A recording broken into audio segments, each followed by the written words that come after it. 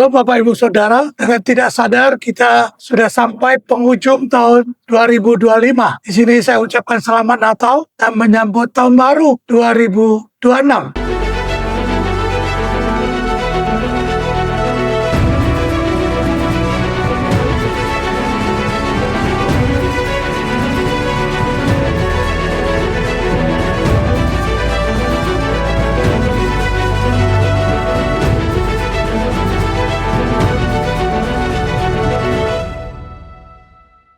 Renungan malam ini temanya ialah Tuhan dekat dengan umat. Sebenarnya manusia jatuh dalam dosa, Tuhan tetap mencari manusia. Dalam Kejadian pasal 3 ayat 9, Tuhan berkata, Adam, di manakah engkau? Tuhan dekat dengan umatnya setiap waktu, dalam keadaan apapun juga, di mana saja. Dalam Alkitab ada satu kata Immanuel yang sering kita dengar pada bulan Desember. Artinya adalah Tuhan menyertai umat, atau Tuhan berserta kita, atau Allah menyertai kita. Berasal dari bahasa Ibrani yang merupakan gabungan kata Immanun atau beserta kita dan El yaitu Tuhan. Nama ini terkenal dalam kekristenan sebagai salah satu nama simbolis untuk Yesus Kristus yang merujuk pada janji kehadiran ilahi Allah yang nyata di tengah umat manusia. Makna teologis merupakan nubuat dalam Perjanjian Lama dalam Yesaya pasal 7 ayat 14 yang digenapi dalam Perjanjian Baru, di mana Yesus Kristus menjadi wujud nyata Allah yang hadir di dunia ini untuk menyelamatkan umatnya. Sesungguhnya anak darah itu akan mengandung dan melahirkan seorang anak laki-laki, dan mereka akan menamakan dia Immanuel, yang berarti Allah menyertai kita. Tertulis dalam Matius pasal 1 ayat 23. Sejak hari Natal pertama 2000 tahun yang lalu, jaminan bahwa Allah menyertai umatnya telah memiliki suatu makna yang baru. Sebelum Yesus lahir, umat Israel telah diyakinkan bahwa sekalipun mengalami penghakiman Allah, mereka dapat memiliki pengharapan karena Allah menyertai mereka. Tertulis dalam Yesaya pasal 8 ayat 8 dan 10. Walaupun mereka tidak betul-betul mengenal Allah sebagaimana yang kita alami sekarang. Kita memiliki banyak keuntungan karena dengan membaca Perjanjian Baru, kita dapat melihat kemuliaan Allah yang ada wajah Kristus. Tertulis di dalam 2 Korintus pasal 4 ayat 6. Dan kita dapat merasakan kehadirannya dalam segala situasi kehidupan karena dia nyata bagi kita melalui Roh Kudus. Tertulis dalam Roma pasal 8 ayat 10-16. Ketika kita merasa perlu diyakinkan kembali bahwa Allah bersama-sama kita, menyertai kita, dan hadir dalam hidup kita, dan berpikir tentang Yesus yang telah dinyatakan dalam Perjanjian Baru, kita bisa merenungkan bagaimana dia memeluk anak-anak kecil dalam dekapannya dan memberkati mereka yang tertulis dalam Matius pasal 19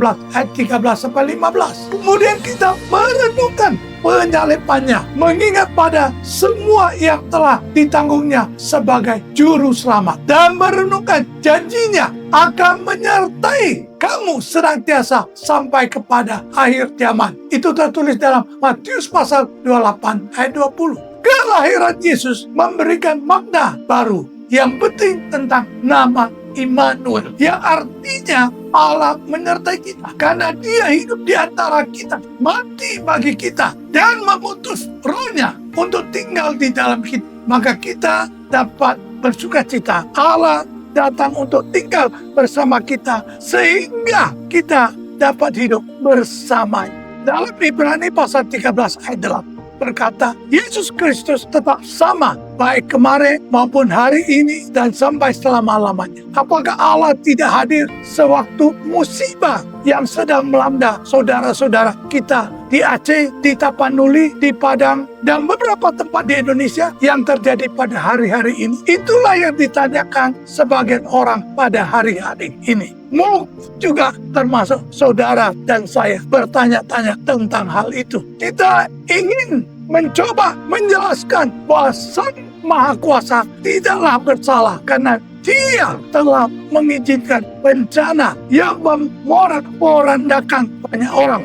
Karena kelalaian sebagian orang atau sebagian masyarakat di sekitar tempat itu. Akan tetapi, apakah Allah tidak hadir dalam situasi seperti ini? Tidak, Allah hadir. Tetapi Dia mungkin secara kasat mata tidak terlihat hadir bersama orang yang menderita dan hampir mati. Dia ada pada masing-masing pribadi, masyarakat, gereja, dan sekolah yang organisasi bantuan bagi korban serta masyarakat sekitar, serta mengevakuasinya ke kota serta rumah mereka. Dia ada bersama ratusan ribu orang yang menunjukkan belas kasihan berupa dukungan doa dan keuangan. Begitu juga dengan tragedi menghancurkan hati yang terjadi dalam hidup kita. Misalnya kematian seseorang yang kita kasihi. Kita tak punya jawaban yang cukup memuaskan atas berbagai masalah hidup yang menyakitkan seperti ini. Namun kita tahu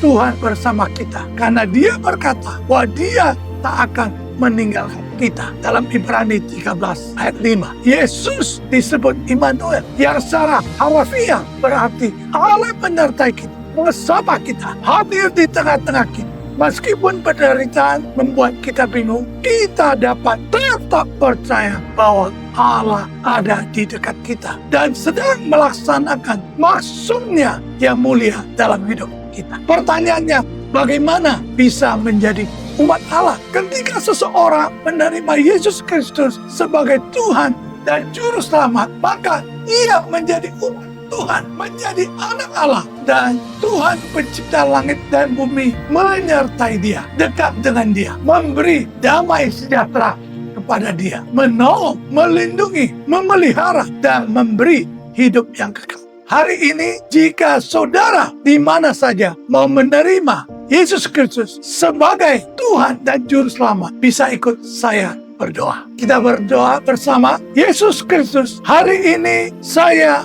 menerima Engkau sebagai Tuhan dan Juru Selamat pribadiku. Saya percaya Engkau mati di kayu salib 2000 tahun yang lalu, menanggung dosaku, dan 3 hari kemudian bangkit memberi kemenangan dalam hidupku. Amin.